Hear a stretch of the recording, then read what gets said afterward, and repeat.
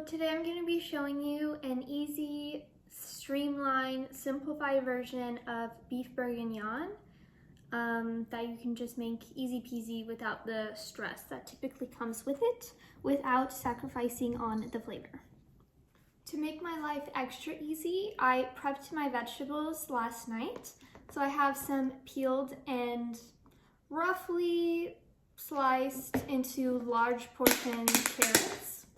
I'll show you. They're about this size. A thickly diced onion and some celery.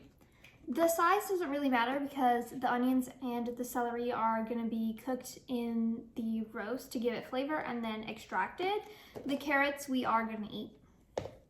So you can make those a normal dinner size. Next, I'm going to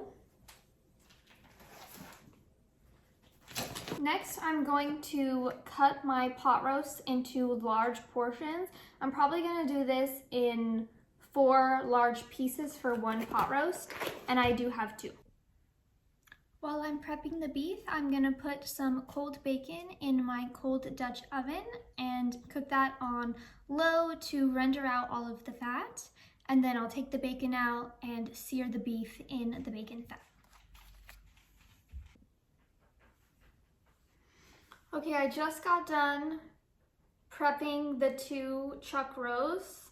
That was like the hardest chuck roast I've ever had to get through. It was so gristly, so much fascia everywhere. There was a big gigantic vein. It was like actually traumatizing to the point where, you know, there might be some vegetarian recipes in the future of my channel, but I'll show you guys how much meat, like usable meat, I got out of those 2 chuck roasts. This is how much I got. And this is here's my hand for reference. So I only got this much meat out of my 2 chucks, and I had to kind of cut it, like some are large pieces, but a lot of them are small, just because I didn't want to waste meat, and it was gross to get through. Like, there's fat. Don't worry, I'm gonna clean this. I'm gonna clean this all up, pat everything dry, and sear it in my grease. Okay, the bacon is all the way cooked, and a significant amount of bacon grease has rendered out.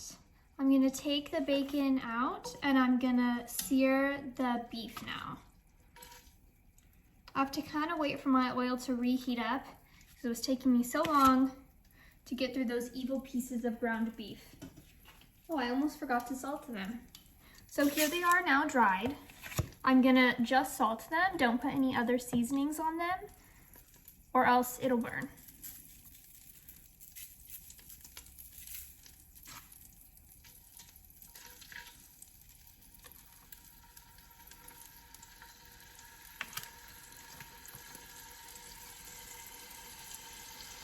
And I'm just gonna do a few pieces at a time so that way they don't overcrowd. Don't overthink it too much though. If it doesn't get a good sear, it doesn't really matter. It's gonna just cook on low in a bunch of liquid anyway.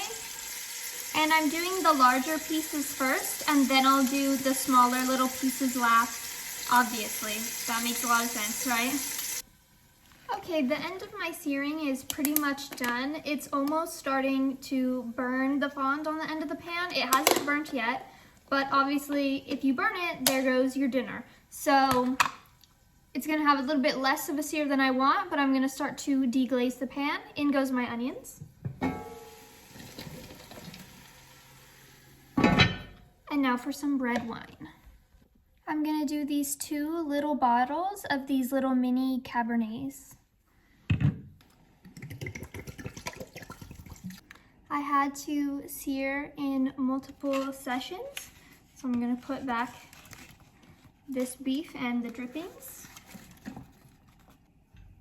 Now I'm gonna take a wooden spoon and I'm gonna lift up all the fond off the bottom of the pan.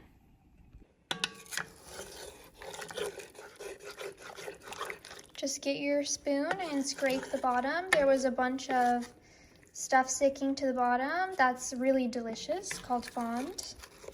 And this will make sure nothing burns if you dig it up.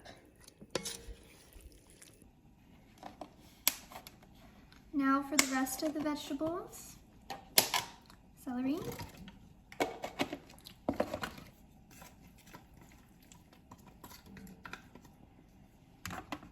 And the carrots.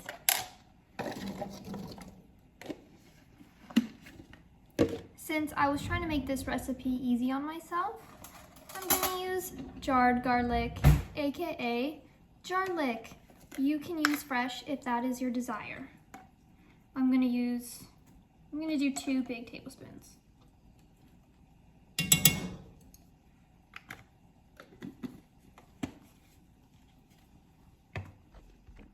Some fresh black pepper.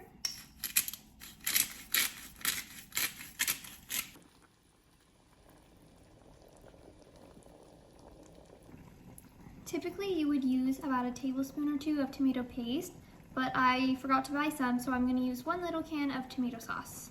And it's really going to be the exact same thing, so no worries. Okay, we're almost done here. I have about 16 to 20 ounces of water in my jelly container, and then I'm going to add a big heaping spoonful of beef bouillon. You can add chicken bouillon, chicken stock, it doesn't matter. You don't have to pre-mix it, you can just throw it all in. I'm just doing this to show you.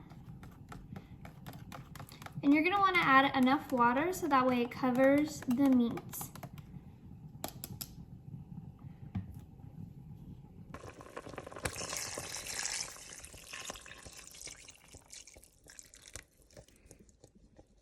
That'll be pretty much the perfect amount of water.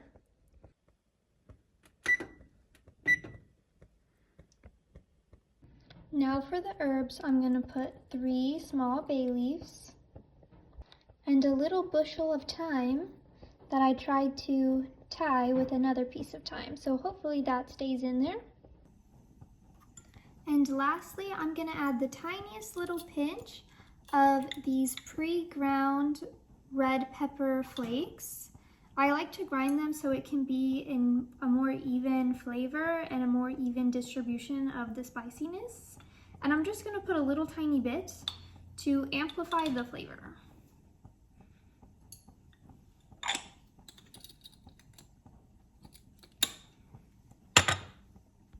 It looks so beautiful already, and I'm just going to add 1 final pinch of salt. Now I'm going to put my entire Dutch oven and the lid in my 350-degree oven, and I'm going to leave it for at least an hour to an hour and a half before I even have to check on it. It's going to take a little bit longer than that, but definitely check on it by the 1.5 hour mark. I'll probably give it a stir at about 1 hour. If you don't have a Dutch oven, that's okay, you don't need one. You can just cook this in a large pot on the stove on low heat. If you're doing it on the stovetop, it will take less time, I believe.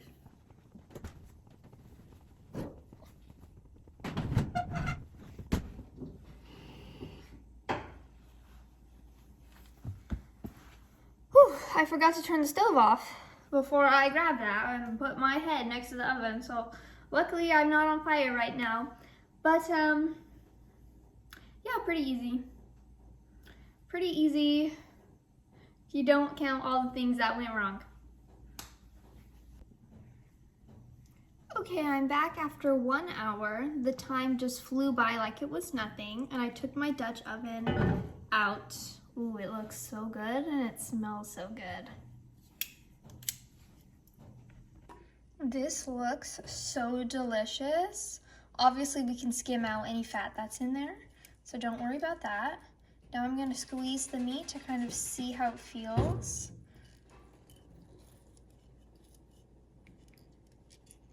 That's probably gonna need at least 1 more hour, I would say. Since we need 1 more hour on the beef, now is the perfect time to add back in the bacon. I put it in this plastic bag, it's cool. I'm pretty extra about my bacon consumption, unfortunately, so I am going to cut off all of the fat on the bacon and put just the bacon meat back in. I know that's pretty crazy, but that's just what I'm gonna do. You don't have to do that, and if you don't want to, you can add the bacon at any time. You could have done it at the beginning, at the end, it doesn't matter, it's fully cooked. And then I have a full pack of mini portobello mushrooms, I'm gonna wash them. Some people will tell you not to wash mushrooms and to just like wipe them with a wet towel. Don't do that. Wash your mushrooms. Mushrooms grow in a gross way, okay? So just wash your mushrooms very well. And I'm gonna quarter mine because I've been liking the way that that looks. You can leave them whole, you can slice them, doesn't matter.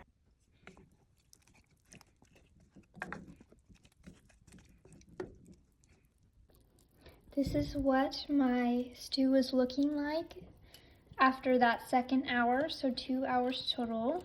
My mushrooms look pretty perfect. Ooh. And the beef is totally tender and soft. Look at this beef and how when I touch it gently, it just has a softness to it. I can tell that it's ready. Oh yeah, look at that. Oh, it's absolutely perfect right now. I'm really happy with the way that the stew turned out. It looks perfect. The meat's tender, the vegetables are nicely cooked. It smells great in here, and it just looks very flavorful. Even though I don't want to, I'm gonna make mashed potatoes now. You can also serve this over white rice, it's very good, or even pasta if you want to. This is my final result. As you can see, it looks so good. I'm serving this over black garlic and truffle mashed potatoes. I'm gonna put the recipe for that on my channel as well. Goodbye. This came out so good and the meat is so tender, it just melts in your mouth.